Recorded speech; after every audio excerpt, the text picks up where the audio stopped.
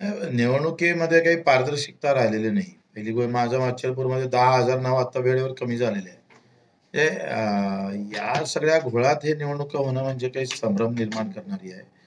मला असं वाटतं का हा घटनेने दिलेला मूलभूत अधिकार आहे. मग माराचा जसा अधिकार आहे, तसं माझं मत मला भेटलं का नाही भेटलं हा पण त्या मतदाराचा अधिकार आहे. आणि निवडणूक आयोग ते मत दाखवू शकत नाही. माझं निवडणूक आयोगाला चॅलेंज आहे, का माझं मत मला भेटलं हे दाखवायची तुमच्याजवळ काय तरतूद आहे? काय सिस्टम आहे तुमच्या या ईव्हीएम मशीनमध्ये? ते दाखवली पाहिजे. आणि म्हणून आमची मागणी काय आहे? काँग्रेस आघाडीची मागणी जरी बॅलेटची असेल, तरी मी ईव्हीएमच म्हणणार आहे.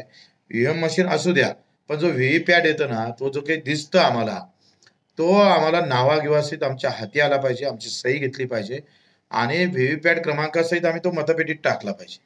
म्हणजे काय होईल ईव्हीएम मशीन पण राहील आणि व्हीव्हीपॅटच्या ह्याच्यावर जर वाटलं तर ते मोजता येईल. म्हणजे बॅलेटची गरज नाही.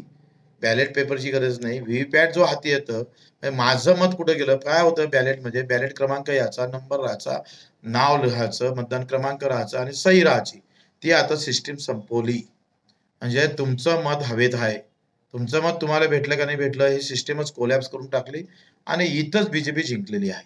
हे कटकारस्थान आहे. हे एक कटकारस्थान आहे. दुसरं शहरातल्या निवडणुका पहिले घ्यायच्या. अर्धी-अधिक शहरं हिंदू-मुस्लिमच्या नावावर निवडून येणार. त्याच्यात पुन्हा बीजेपीचा फायदा होईल आणि त्याचा परिणाम ग्रामीण भागावर होईल आणि तिथून पुन्हा एक विजयाचा वातावरण महाराष्ट्रात निर्माण कसं करता येईल, तर त्याचा एक व्यवस्थित मला वाटतं इथे एक गेम बीजेपीनं व्यवस्थित केलेला दिसतं. काँग्रेससोबत युती करणार की आता आमचा भाजपसोबत? युतीचा अजून काही आमच्या कार्यकर्त्याला विचारूनच निर्णय होईल. आत्ताच निवडणूक जाहीर झाली.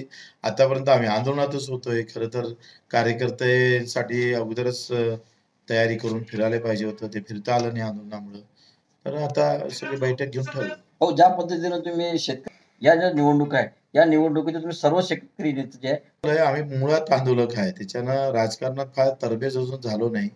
तरी एकत्र होऊन आम्ही प्रयत्न करू.